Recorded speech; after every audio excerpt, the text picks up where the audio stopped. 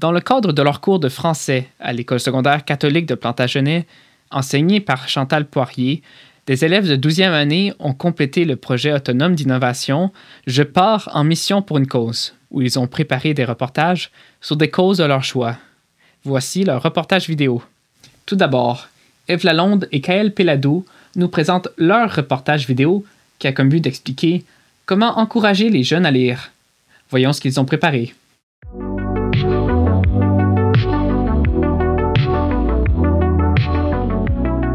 Selon une étude portant sur les habitudes de lecture des garçons abordées par le Journal de Québec, les jeunes éprouvant des difficultés en lecture au niveau primaire sont plus susceptibles d'abandonner l'école une fois rendus au secondaire.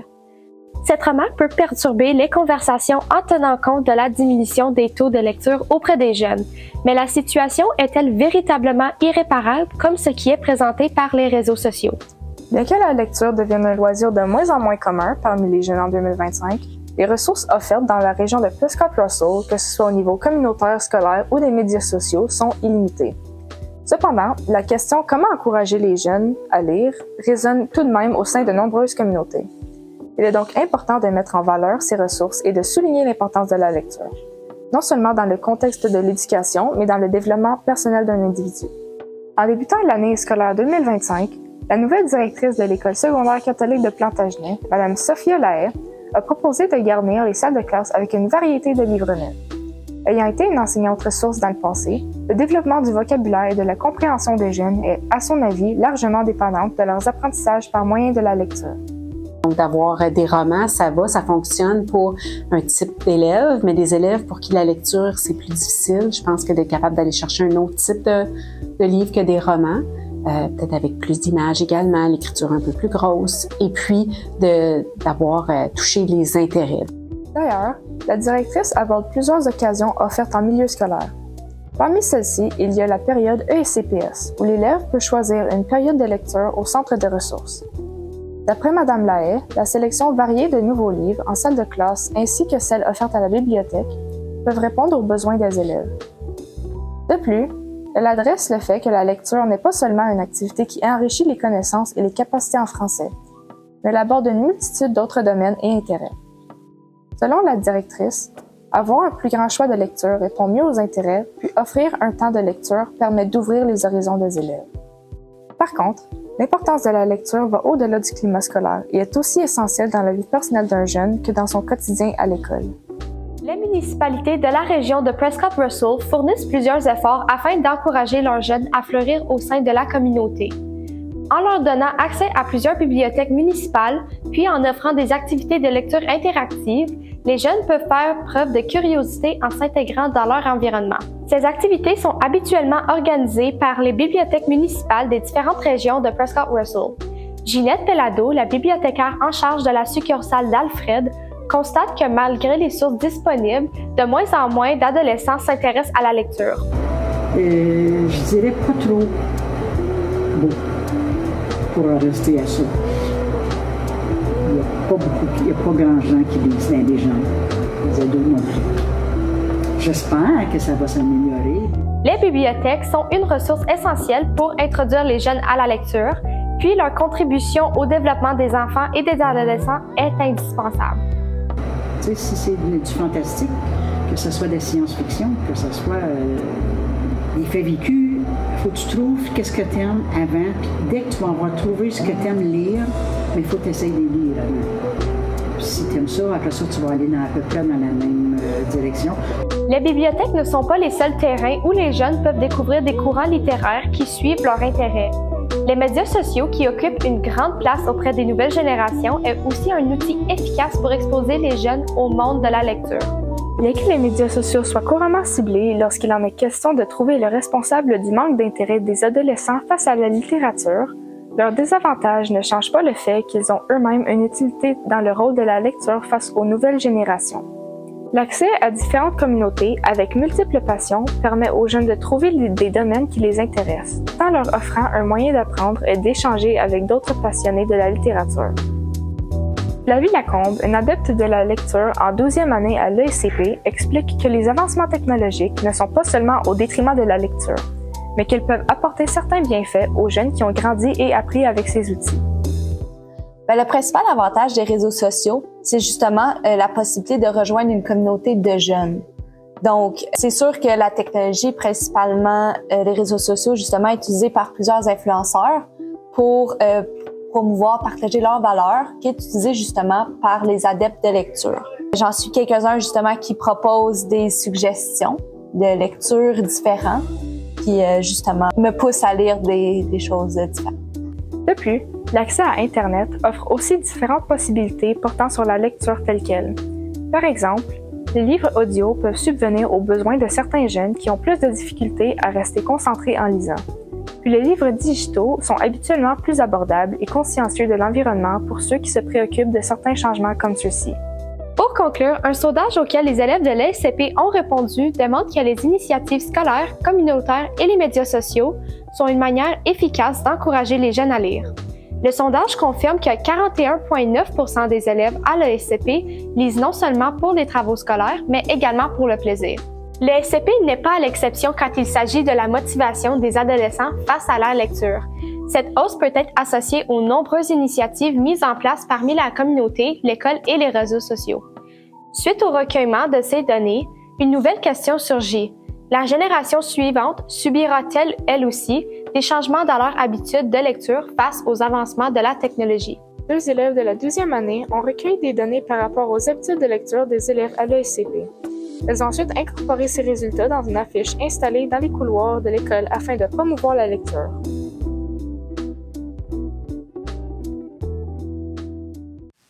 Regardons maintenant le reportage vidéo que Rose-Marie Bjornsson-Etier et Flavie Lacombe ont créé afin de répondre à la question « Comment encourager les jeunes à agir pour limiter les changements climatiques ?»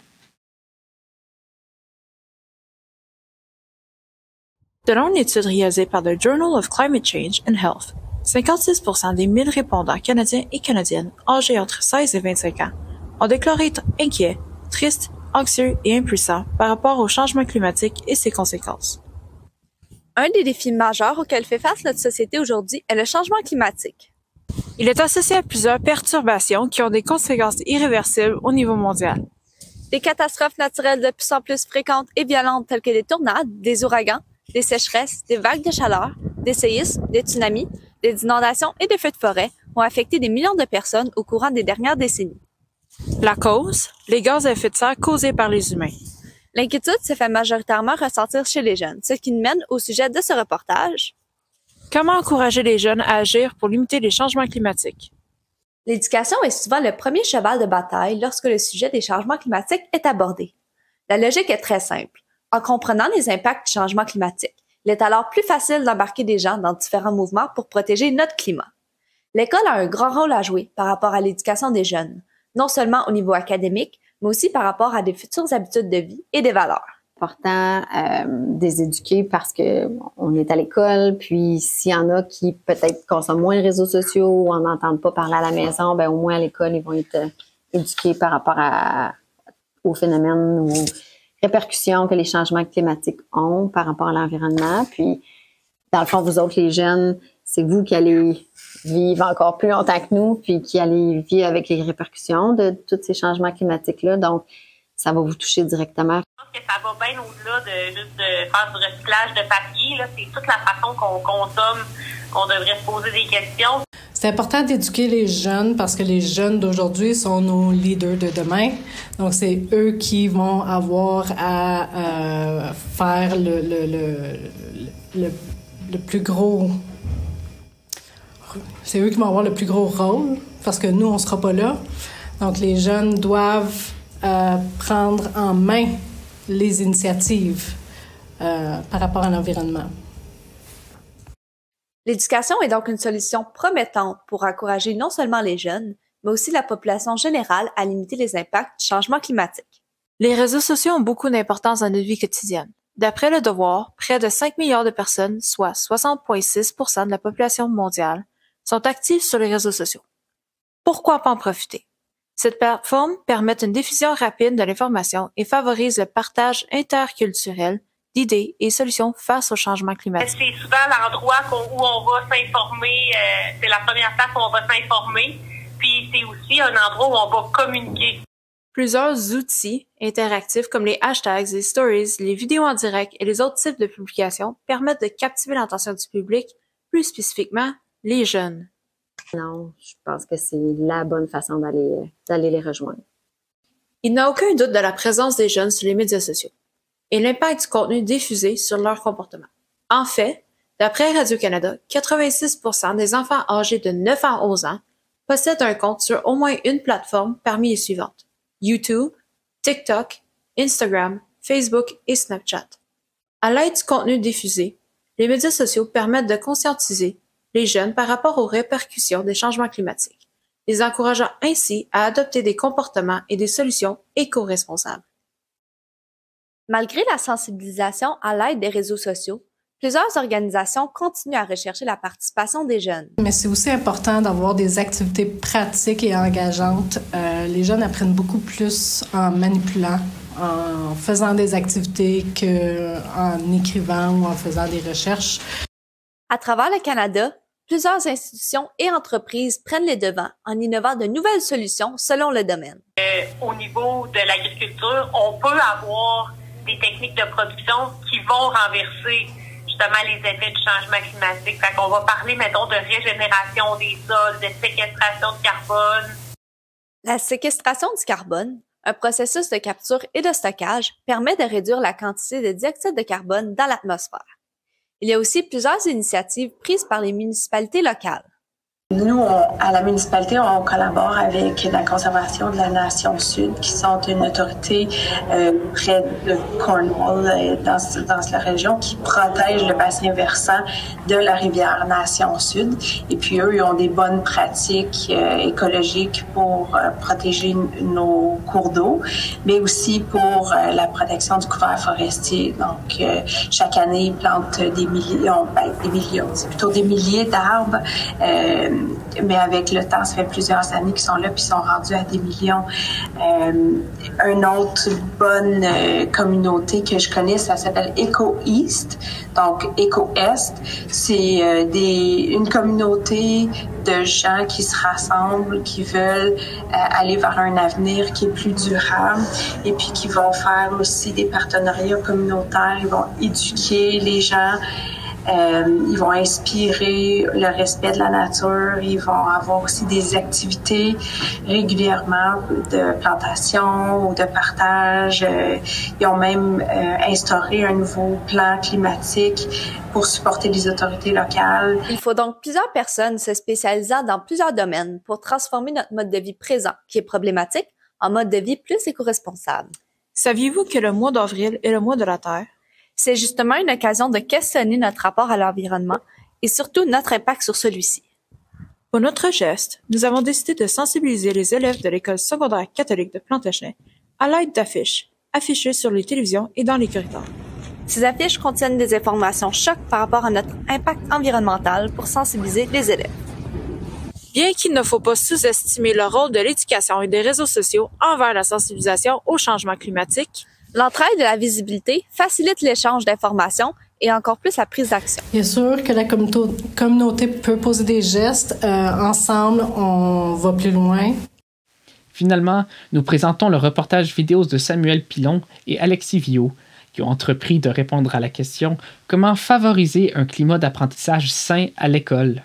Pour certains élèves, l'école n'est qu'un simple bâtiment. Pour d'autres, c'est un véritable espace de croissance où ils se sentent épanouis et prêts à relever tous les défis. Pourquoi stagner lorsque l'école peut aider à grandir et à progresser? S'efforcer de résoudre un problème de mathématiques n'est pas motivant pour tout le monde. De nos jours, l'école est un endroit rempli d'obstacles difficiles à franchir.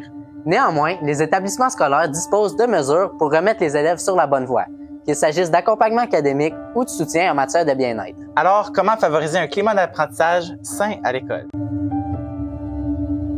Dans la majorité des écoles, l'égalité des opportunités et la réussite scolaire est accentuée, en offrant une multitude de ressources comme des périodes de tutorat gratuits et des enseignants ressources. Julie de Repentigny, enseignante ressources à l'école élémentaire catholique des Pionniers, explique la réalité de son travail. J'aide des élèves en difficulté en suivant les étapes de la pyramide d'intervention.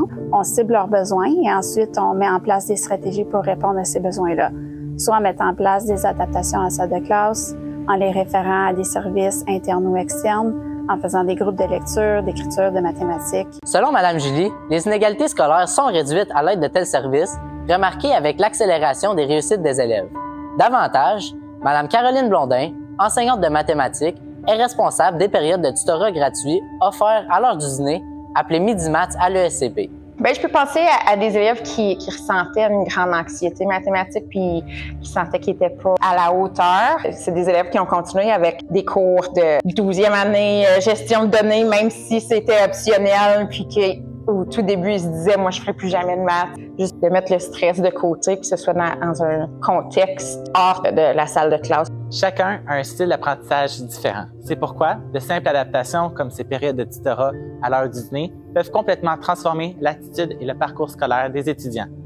Mais ça ne s'arrête pas là. Ça permet vraiment de développer leurs habitudes de travail, leur gestion du temps, leur autorégulation, de prendre l'initiative de se présenter au Midi Maths, puis de poser des questions, puis de demander de l'aide. Puis juste ces habitudes de travail-là, puis le développement de ça va leur être utile tout au long de leur vie. D'après Mme Julie de Repentigny, combler les besoins de tous devient une tâche ardue. Avoir plus d'aide, plus d'enseignantes ressources, plus d'éducatrices dans les salles de classe, ça l'aiderait les élèves beaucoup plus. De plus, Caroline Blondin explique qu'à l'ESCP, je pense qu'il y a cette étiquette qui est associée parfois à avoir besoin d'aide. C'est normal d'avoir besoin d'aide à certains moments, puis je suis là pour ça. Cette crainte du jugement des autres limite la demande de tutorat, qui est encouragée par Mme Blondin elle-même à l'aide d'un lieu accueillant, puis sur Google Classroom. Enfin, les écoles promeuvent une panoplie de ressources présentes qui facilitent l'apprentissage et donnent des chances égales pour tous. Toutefois, l'école ne se limite pas aux travaux et devoirs. Plusieurs initiatives qui apportent le bien-être des élèves